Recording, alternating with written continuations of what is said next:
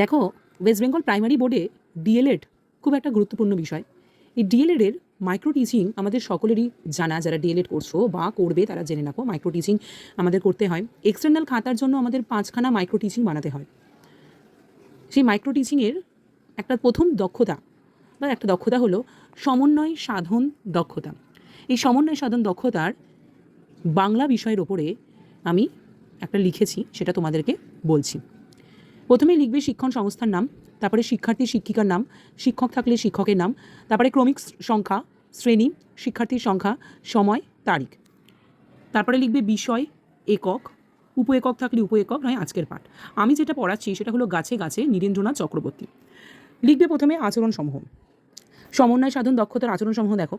শিক্ষার্থীর দ্বারা অন্যান্য বিষয়ের সঙ্গে সমন্বয় করো, শিক্ষার্থীর কাছ থেকে দৃষ্টান্ত গ্রহণ, শিক্ষার্থীদের দ্বারা যথাযথ উদাহরণ গ্রহণ আর সাধারণীকরণ।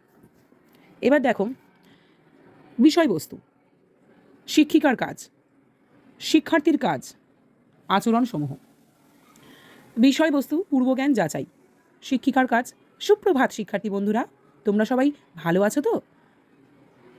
শিক্ষার্থীর কাজ, হ্যাঁ ম্যাডাম ভালো আছি। আচ্ছা বলো তো তোমাদের ফল খেতে কেমন লাগে? খুব ভালো লাগে। বিষয়বস্তু এলটিএম প্রদর্শন। এলটিএম মানে লার্নিং টিচিং ম্যাটেরিয়াল। শিক্ষিকার কাজ, তোমাদের জানা কয়েকটি ফলের নাম বলো তো? আম, জাম, লিচু। আচরণসমূহ কী হবে? শিক্ষার্থীর কাছ থেকে দৃষ্টান্ত গ্রহণ। তারপরে গাছে গাছে কবিতাটার জন্য এরকম কিছু ফলের আমি টিএলএম দেখালাম। দেখানোর পরে শিক্ষার্থীদের জিজ্ঞেস করব, এইখানে কি কি ফল দেখতে পাচ্ছ বলো তো? শিক্ষার্থীরা বলবে কলা, আম, কাঁঠাল, আপেল। এটা যে কেউ অন্যান্য রকমভাবে করতে পারো, আমি এই 4টে ফল নিয়েছি। আচরণসমূহ কি? দৃষ্টান্ত গ্রহণ। এইবার গাছে গাছে কবিতাটা সরব পাঠ করব এবং ব্ল্যাকবোর্ডে লেখা হবে গাছে গাছে, এবং কবিতাটি লিখেছেন নীরেন্দ্রনাথ চক্রবর্তী। বিষয়বস্তুতে লিখবে পাঠ ঘোষণা, ব্ল্যাকবোর্ডের ব্যবহার, কবির নাম বোর্ডে লিখে কবিতাটি পাঠ করা হলো। শিক্ষার্থীরা মনোযোগ দিয়ে শুনবে। এবার সরব পাঠ ও ছন্দ করে পড়তে শেখানো হলো। সবাই মনোযোগ দিয়ে শুনবে এবং নিজেদের মতো করে তারা পাঠও করবে। এইবার তাদের জিজ্ঞেস করব, আচ্ছা বলো তো গাছে গাছে কী ফল আছে? তারা বলবে নানা রকমের ফল। আচরণসমূহ দৃষ্টান্ত গ্রহণ। কি কি ফলের নাম বলা হয়েছে বলো তো? তারা বলবে আম, তাল, কুল, জাম, কলা। দৃষ্টান্ত গ্রহণ। বিষয়বস্তু, ছড়াটি মনোযোগ সহকারে শুনছে কি না তা দেখার জন্য কিছু প্রশ্ন করা হবে। আচ্ছা আম, জাম কোন মাসের ফল?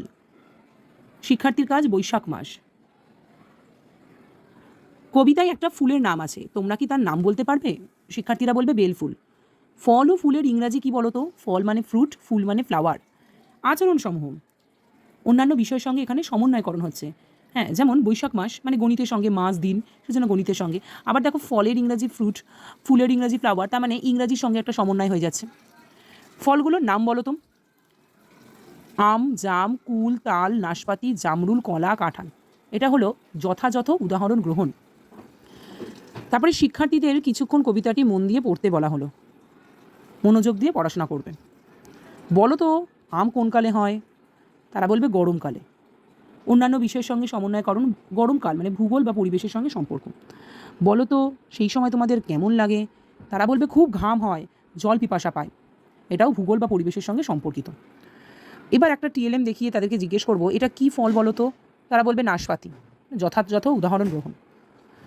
আজ তোমরা কি শিখলে? সবার শেষে লিখবে আজ তোমরা কি শিখলে। তারা বলবে গাছে নানা রকম ফল হয়, মায়ের কাছে অনেক ফল ও বেলফুল আছে। এটা হলো আচরণসমূহ সাধারণীকরণ। এবং সবার শেষে এরকম প্রক্রিয়াভিত্তিক শিক্ষণ পর্যবেক্ষণ ও পর্যবেক্ষকের মতামত, এই 4টা করে দেওয়া যাবে। এখানে প্রত্যেকটা আচরণসমূহ এবং তাদের যে চমৎকার, খুব ভালো, ভালো, সাধারণ, সাধারণ থেকে নিচে, দুর্বল, অতি দুর্বল, এরকমভাবে ট্যালির একটা চার্ট দিয়ে আমরা সমন্বয় সাধন দক্ষতাটা শেষ করতে পারি।